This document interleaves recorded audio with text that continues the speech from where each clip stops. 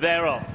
Very slow to begin on the outside was Land of Magic, who's racing very, very greenly. Also, Sparklight was not that fast away as they dashed towards the end of the short back straight. The leader is Heed the Call as they go into the turn. Giving chase around the outside is Profitable Dreams, just in second. Candle towards the inside rail is in third. Despite racing a little greenly, Sparklight makes ground 3 wide into 4th position. Silver Chaparral is in 5th. To the inside, Forever a Diamond is in 6th. 2 lengths away to Tejesueño, and tailed off at the back of the field is Land of Magic. They've made the turn in, and Heed the Call has a lead of a couple of lengths.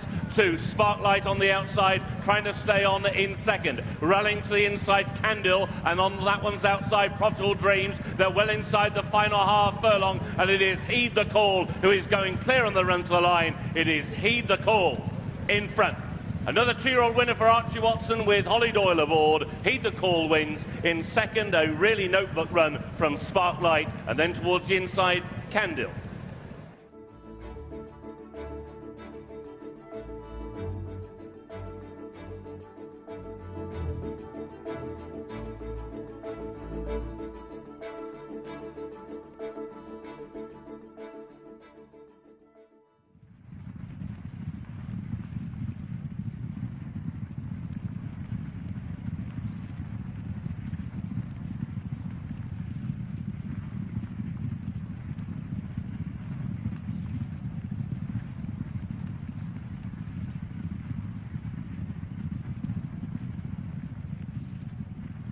Heed the Call off the mark at the second attempt, using experience to best effect. Holly, that looked pretty straightforward. Yeah, really straightforward. She knows her job. She's very quick. She's got a lot of natural speed. She jumped well and got to the rail. She pricked her ears and had a look round in front, but when push came to shove, she responded very well. Did it feel very much like a second start, like the first start had brought her on? Well, definitely. I think she knew her job the first time. She just got stuck in the mud. It was quite soft ground at Bath, and probably bumped into quite a good one, but we're just relieved to see that she's shown us on track what she's been showing us at home. So pacey as well. 5 the optimum, being a daughter of Soldier's Call? I think 5's obviously her trip now. She's got so bags of speed, and we've got a fair few Soldier's Calls, and they're very quick. Well done. Thank you, cheers.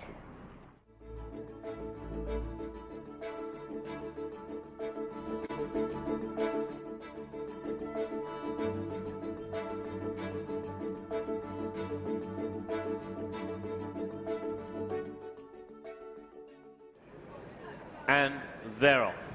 A 1.5 miles is a trip to the Unibet supporting Safer Gambling Fillies Novice Stakes. And through the very early stages, it will be Wadua up against the inside rail, being taken on by My Chiquita. Little wider, Polar Princess is in third. Break of a 1.5 lengths back to Pop the Champagne, who races on the inside of Madara, and the back marker by a couple of lengths is Star for a Day, and they have a circuit to go. And it's My Chiquita who takes them into their first turn. The lead now is 1/2 length over Polar Princess, who races in second. 1.5 lengths away now, Wadua up against the inside rail is in third. Madara, the favourite, in 4th position. Outpaced in 5th is Pop the Champagne, who was ridden around that turn by George Rook, and the back market continues to be Star for a Day. Inside the final mile, they straighten up down the back stretch. My Chiquita by a controlled 3/4 of a length. Polar Princess in second. 1.5 lengths away, Wadua up against the inside rail in third. Just a neck back to Madara on the outside in 4th. Then about 1.5 lengths to Pop the Champagne, who's rather run in snatches, and 1/2 length to the outside is Star for the Day. They're going through the halfway point, 6 furlongs to go. And My Chiquita runs the rail and has a lead of a neck. To the outside, Polar Princess creeps a little closer now in second. Still a 1.5 lengths break to Wadua on the inside of Madara, and the last duo, Pop the Champagne and Star for a Day. They go into the far turn, just over 4.5 furlongs to go at this point. My Chiquita, Christian Howarth still lead, but only just to Robert Havlin and Polar Princess around the outside. With a 1/2 mile to go, Jack Mitchell now sends Madara into third around the outside of Wadua. A break then of nearly 3 lengths back to Pop the Champagne, and tailing off is Star for a Day. Less than 3 furlongs to go. Polar Princess has got the lead. However, that move is covered by Madara, who gets to within half a length and travels well towards the outside. They race down now towards the final quarter of a mile, and Madara is shaken up by Jack Mitchell to go and seal the deal, and she may have done it in the blinking of an eye. She's gone clear in a matter of strides by 5 winding lengths inside the final furlong. It's now a matter of by how far. Madara is going well clear on the run to the line, and it will be a second career win for Madara. In second place, Wadua, and getting up for third, Pop the Champagne.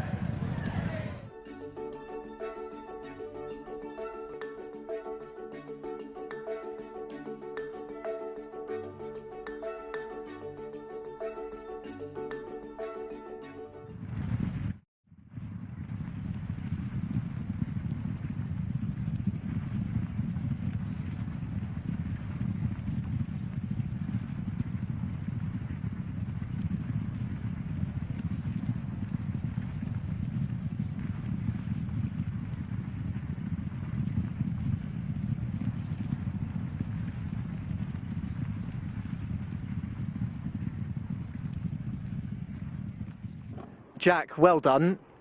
What were the feelings coming into today, given she'd only run the twice, and I mean, you can tell from your saddle, you're almost struggling to hold it up.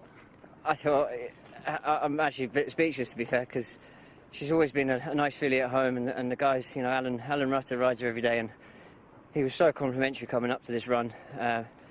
You know, she's there in her coat, she felt good, she's been moving really well, and yeah, I didn't really do much, to be fair. I just got a bit of cover early, got a nice lead, got her into a nice rhythm, and you know, from the 3 to the 2, it was just a case of push the button.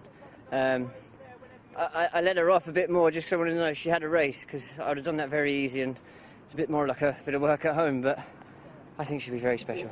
You're no stranger to sitting on a good horse and having won some big races yourself, but where does she feel like she is at this present time?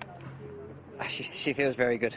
I mean, I think the hardest part for me was pulling up. I ended up right down the back straight. You know, at Chelmsford when she won, I did another lap, so you know, hopefully there's still more there. She was getting a little bit lonely out in front, which is, you know, to be expected, only her third run, so you know, there's plenty more to come, I hope. Today gave you a good marker for exactly where she was in her career as well. She had to give a ton of weight away to 3-year-old fillies, not only weight for age, but a winner's penalty.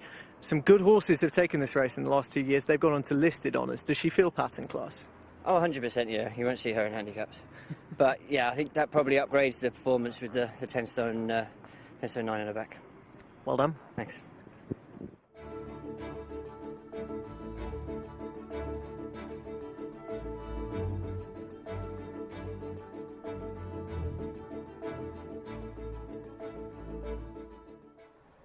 And they're off.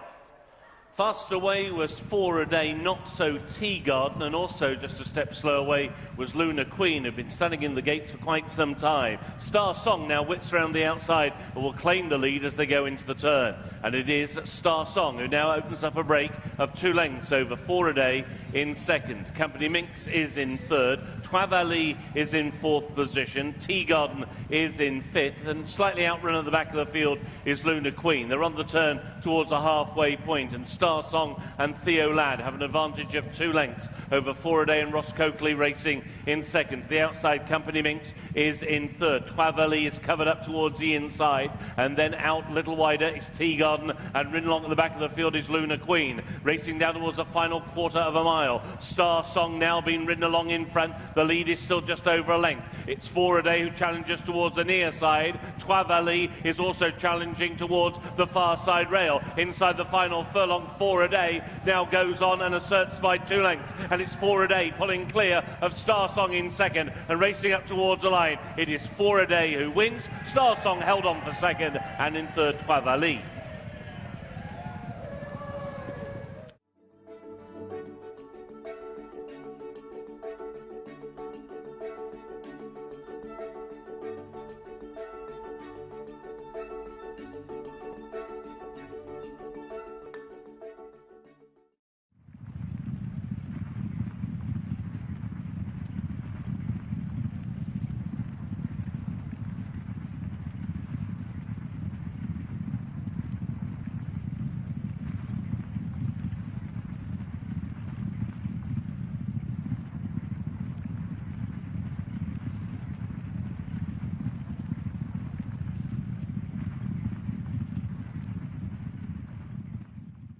Ross, well done.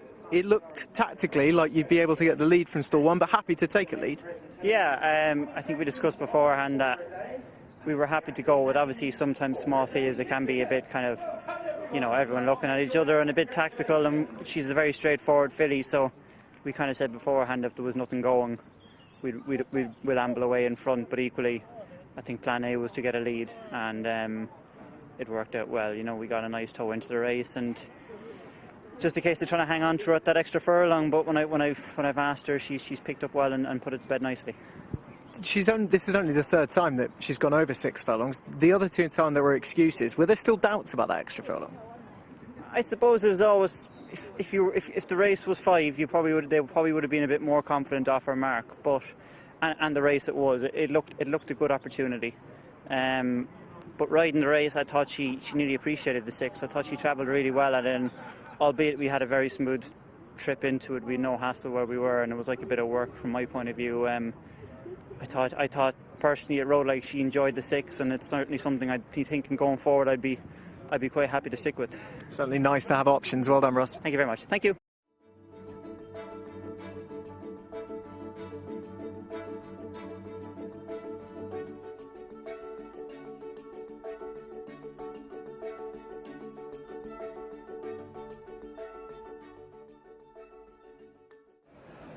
And they're off. Quite a level break, and it's towards the centre that ADELA of Champagne will claim the early lead and already asserts by a couple of lengths. At the other end of the field, the well-backed favourite CLIPSHAM Gold is last of the 7 as they make their way down the back straight. However, CLIPSHAM Gold has now dropped in, drifted towards the inside rail, hoping to save ground as they leave the back straight behind them. The leader, however, is ADELA of Champagne going towards the end of the back straight, with SIDZANI racing just a length away in second. MOGWAI up against the inside rail is in third. Melody CHER is 3 deep, racing in fourth. SHALFA keen between rivals, with on the inside CLIPSHAM Gold, and now the back marker is Runner Bean, and they're on the turn on towards the final half mile. ADELA of Champagne, a comparatively easy lead here. She's opened up now by 3 lengths over Melody CHER around the outside of SIDZANI in second and third. Then MOGWAI and SHALFA, a further length and a half way to CLIPSHAM Gold. That puts her over 5 lengths off this leader, and the back marker is Runner Bean. The leader, however, is ADELA of Champagne with 2.5 furlongs to last. ADELA of Champagne now coming under a ride. Now CLIPSHAM Gold begins to scythe her way through the field, and she's gone now into second and is taking aim as they race down towards the final furlong. CLIPSHAM Gold quickens up to lead over ADELA of Champagne in second. MOGWAI at the 1 pace in third. They've got another 200 yards to race. CLIPSHAM Gold out in front by 2 lengths and racing up towards the line. A second win of the year from CLIPSHAM Gold from last to first. CLIPSHAM Gold wins, tight second. It may be ADELA of Champagne who just held second spot. On the inside came MOGWAI.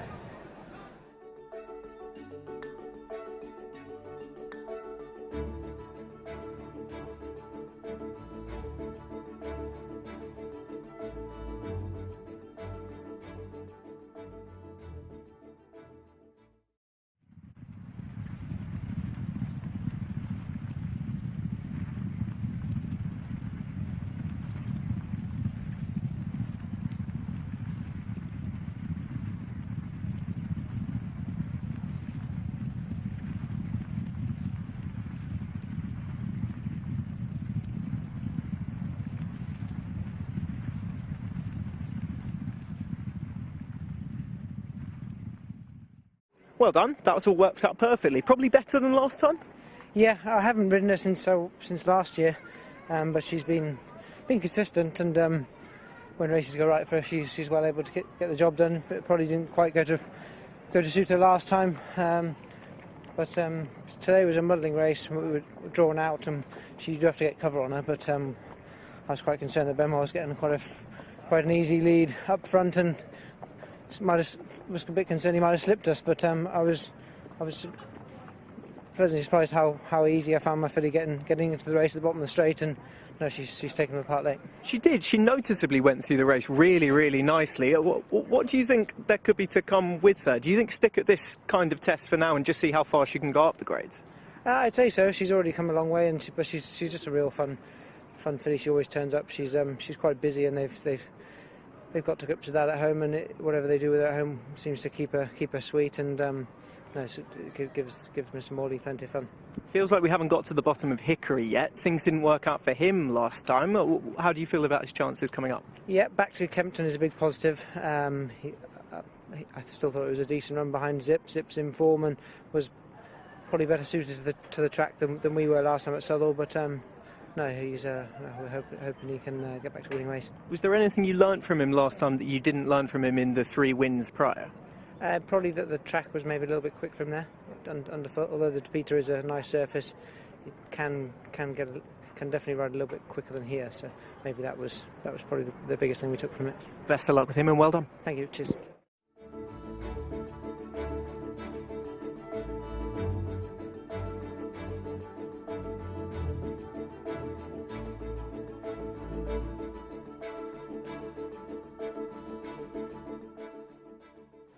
And they're off in tonight's 5th and feature race at Kempton.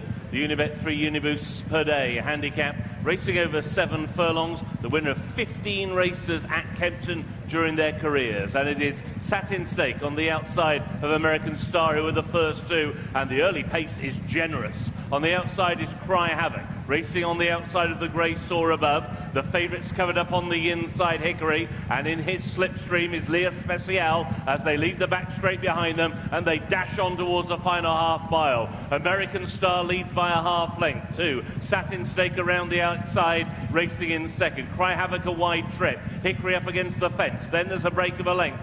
Back to Soar Above, and still waited with at the back of the field is SPECIALE, who may well wait for the cutaway inside the final 3. American Star leads them back towards home. Satin Snake racing in second and trying to close up. Shaken up now in third is Hickory. SPECIALE sticks towards his inside, and he will go towards the cutaway. Racing now inside the final furlong and a half. American Star tries to dig in. Satin Snake down the outside. SPECIALE has thread the eye of the needle up against the far side rail. Now Soar Above is staying on. Hickory needs to do more inside the final half furlong. SPECIALE leads now by a length and a half, racing up towards the line. A big win for SPECIALE. In second came Satin Snake, and in third was Soar Above.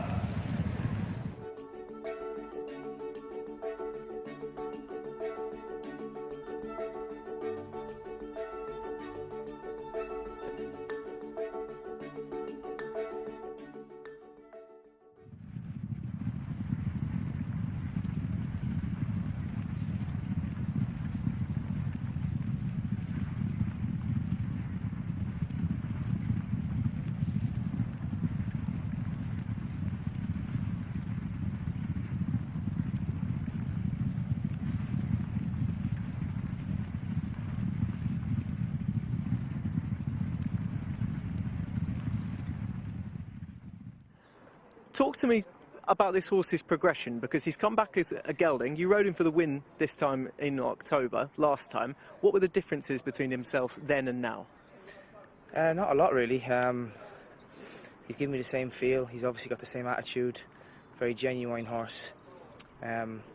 He showed a lot of speed early on last year, hence why he was running over the shorter trip, but he's settling lovely today, you know, in behind cover. But look, I'm just delighted that he's come off a break, being gelded, and he's improved, you know, felt like he's improved, so you can look forward to it from the rest of the season, you know.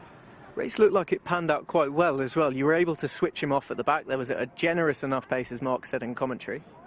Yeah, he was a little bit slow away, but I didn't really mind that. Being only 6 runners, I was eager to get a lead anyway, and I actually ended up slotting in behind the favourite. My only danger, really. He went left and I went right. I got the cut off, and in fairness to the horse, when I gave him a kick in the belly, he really picked up. And there could be more to come. We likely haven't seen the ceiling of this horse's ability. No, well, please God, we haven't. Every time he's won, he always feels like he's going to keep going and progress, and that same today, he gave me the feel that he's going to keep progressing, and I think a mile wouldn't be out of the picture whatsoever. So, look, it's a good starting point anyway. Good starting point for you as well this season. Last year was your best ever total with 64 winners. You've had recent success as well, a nice double up at Hamilton. Yeah, it's been a good start. Obviously Roger's supported me quite a bit. I've ridden some nice winners from over the last few days, and very grateful for that, and hopefully, you know, if that continues and we can get some nice spare rides as well, you know, it's hopefully we'll get more winners than last year, but look, we'll just take it day by day. Who opened the doors to those new avenues for you? Was it you going around yards and putting your name out there, or how exactly did it happen? Oh yeah, just 3 years ago I just rang Roger and I went in, and COVID happened, so I had plenty of time to kind of get used to the place, and him probably get used to me because no one was allowed to do anything. So, and it just progressed from there really, and obviously, you know, getting a bit of luck on outside rides and getting connections with trainers and different owners is how you kind of build your career. Exciting times for you and horse. Well done. Yeah, thank you. Thanks, Rick.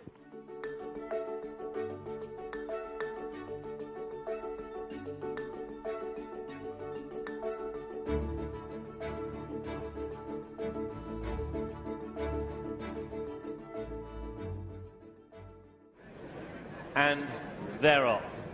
They race over 7 furlongs in this 3-year-old handicap. Staying very wide is Fayassel. Another one who's switching wide as they go down the back straight is Gwendolina. The grey, more than a grey, is right up there. Fayassel is now coming across, having plotted that wide course, and has now claimed the lead and has now gone clear and is crossing towards the inside rail. The other end of the field, the map marker is Chatma as they go into the turn, with also Earthy Mangold at the rear of the field. So it is Fayassel who has got the lead, but only just around the outside, more than a grey, not a great deal between these two. In third is Twilight Dancer on the turn, followed by No News on the inside rail in fourth. Vasilisa is racing in fifth. To the inside, King Kraken is in sixth. Around the outside, Free to Dream made the turn in seventh. Mysterian turned in eighth, followed by Gwendolina. Then Nibrus Rainbow races towards the inside. Captain Wentworth has plenty more in front than behind. HAVOC Chatma is still towards the rear of the field, and totally tailed off is Earthy Mangold. They race down inside the final furlong and a half, and it is Fayassel over on the far side who has got the lead. Now being to stay on. No News right up against the far side. Here is Vasilisa down the wide outside. Vasilisa now has the lead. Vasilisa goes on by half a length to No News as they race up towards the line. Vasilisa, and it's going to be a second win at Kempton for Vasilisa. Vasilisa wins. No News in second, and in third, the long-time leader, that was Fayassel.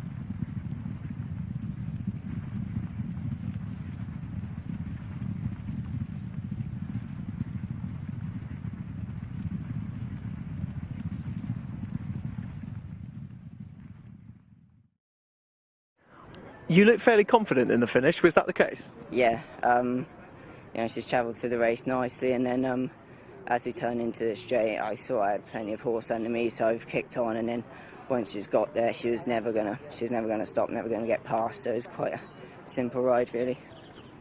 Did it feel simple all the way through? You were always happy with the fractions that were going up top, giving you something to aim at? Yeah, it was a different race, ran differently to the race she won here last time, but it suited her just as well. You know, she likes it around here. She likes the poly track, so I had a nicer draw this time, and I was always happy.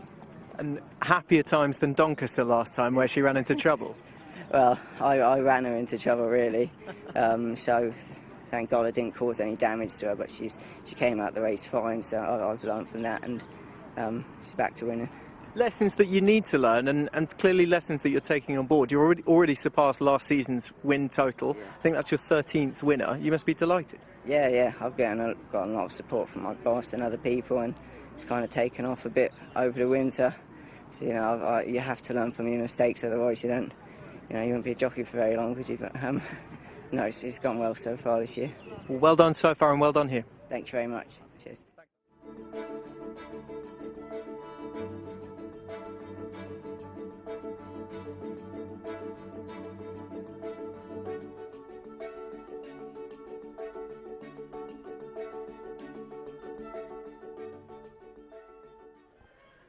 And they're off. ANISOPTERA broke a step slow in the 2-mile Tri-Unibet's improved bet builder handicap, and they go towards the end of the backstroke for the first time with Soldier in Action just having the very early lead. Tying the knot races up on the outside in second. Social City is in third as they go into the turn. Then Quite Keen is Iconic Mover in fourth position, with on the inside rail in fifth Donald Llewellyn. As they complete their first quarter of a mile, Young Endless is last but one, and the favourite ANISOPTERA is last of all as they now turn towards the home straight. So it is Soldier in Action and Reese Clutterbuck who lead by about a length and a half now to Tying the Knot around the outside in second. Towards the inside rail, Social City is in third.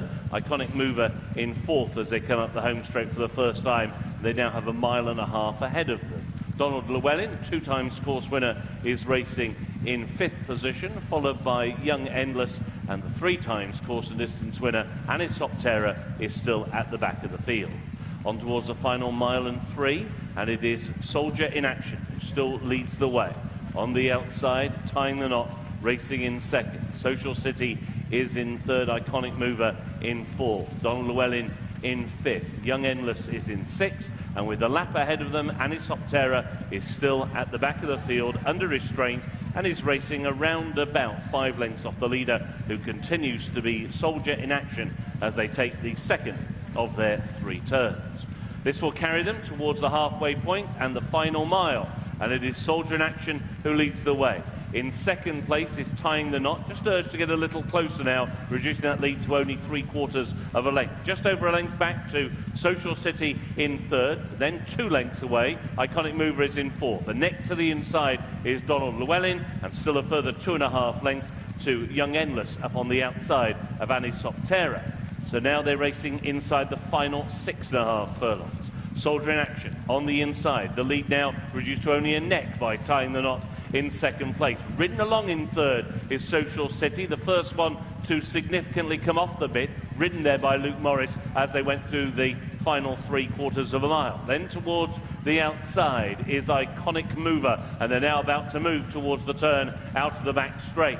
And it is Soldier in Action who still leads the way, pressed every step of the way as they go into that turn by Tying the Knot. A length and a half away to a ridden along Social City, who is in third. In fourth is Iconic Mover, then Donald Llewellyn, followed by Young Endless, and still he waits on ANISOPTERA, and now it's really game on as they begin to make the turn in. 3 furlongs to go, and Tying the Knot has loomed around the outside of Soldier in Action. These two duel. Racing in third is Social City. Travelling well towards the inside is Donald Llewellyn, and right on his heels is ANISOPTERA as they race down towards the final 1/4 of a mile. Tying the Knot has the lead now. Donald Llewellyn, though, is the one who strikes towards the inside and now pokes a nose in front. ANISOPTERA gets to within a length in third. In fourth is Social City. Inside the final furlong, Donald Llewellyn. The lead is just over a length. ANISOPTERA is inching closer, inching with every stride. Donald Llewellyn still leads, racing up towards the line. Donald Llewellyn or ANISOPTERA,